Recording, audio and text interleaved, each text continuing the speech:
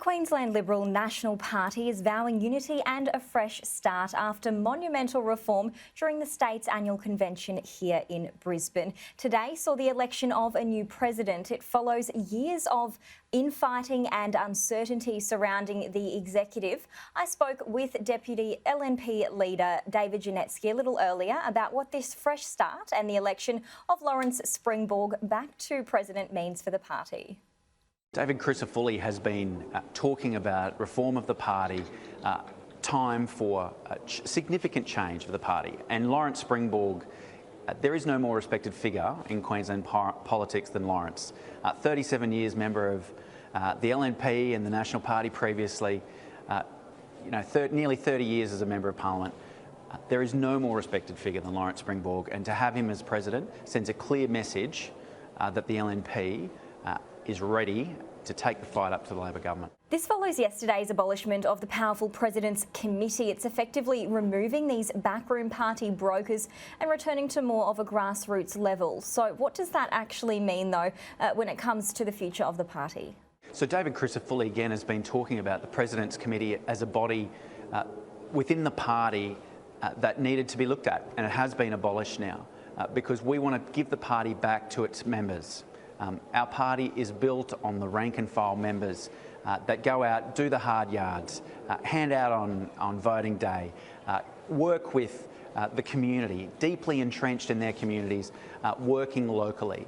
We want to be able to give the party back to them because it is their party, and the abolition of the President's Committee sends a clear message again that the members are back in charge of the LNP.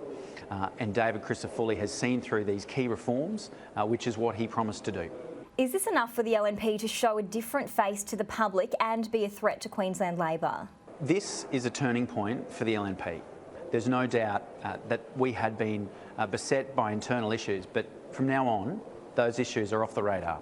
They've been addressed. 800 people here at our convention. That sends a clear message that the rank and file of our party are fully engaged, wanted to address some of the challenges, and now it's done. From here, we're united, we're strong, and we are ready to take the fight up to the Labor government towards 2024. So there's no arguments that there's too much representation from the parliamentary wing now? We've got some wonderful new vice presidents of the party and a brand new president in Lawrence Springborg. We're a political party, so there's always issues that will be resolved internally. There'll be battles to be fought internally. But in terms of getting ready for government, we've put a line in the sand. We are done talking about ourselves. It's time to focus 100% on the Queensland people and readying ourselves to take up the fight to the Labor government. This did come after a couple of years of fighting and tension that played out quite publicly. Is this too little, too late for voters? Should that never have happened? We send a clear message today. From this weekend, we are ready. We are ready to take the fight up. Yep, there's been problems. That's been well documented right across the media landscape. But it's time now. The battles have been fought. The reforms have been achieved. David Crisafulli set out clearly what he wanted to see. Now this weekend it's been delivered. We've got new party leadership and we are ready and prepared to do the hard work all the way up to the election in 2024. David Crisafulli addressed the room. He said he didn't want to go on the President's Committee as he felt that would then become unequal power. You've referred to him at least 3 times now when it comes to key reforms. Is that too much power? This party has always been about its members. From the branch to the state electorate, to the federal divisional council, to state council, to state executive. This is a party of members. I joined 15 years ago. The first branch meeting I ever went to, I got offered a job. I had to be secretary of the branch. It is a party where people turn up because they believe in the values of the party and they pitch in. They'll get asked to be secretary or treasurer of a local branch because they love their local community and they want to make their contribution. The party is back in the hands of its members now. They are ready to do heavy lifting. They want to see us win. For too long in Queensland, we won one election since 1986. It's been far too long, and part of that challenge for us has been the internal ructions.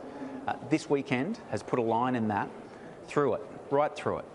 We are now ready. We've addressed those problems. We are now ready to prove to Queenslanders that No longer are we going to be talking about ourselves. From here on, we are dedicated solely to communicating to them and meeting their needs.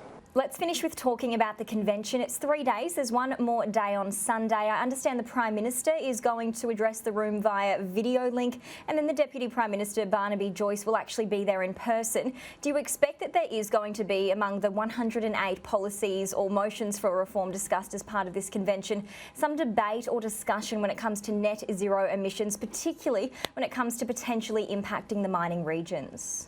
This convention has been a constitutional convention, so there's been a couple of days' worth of discussions about our constitution as we go through those reforms, empowering the local membership, focusing on their needs. Policy discussions will start either later today or tomorrow. There's going to be a whole range of issues discussed, but one of the reasons why I joined as a member of the Liberal National Party, National Party as it was, but then the Liberal National Party 15 years ago, was that so I could be on the floor of convention making a contribution. I know we've got 800 members here that will be making their contribution to that debate and to many others still in the next day. And as MPs, we are just there to listen and to take note. And I'm sure tomorrow that the elected officials that will be in the room will be listening to the members on the floor of the convention as they prepare to finalise policies and their positions into the future.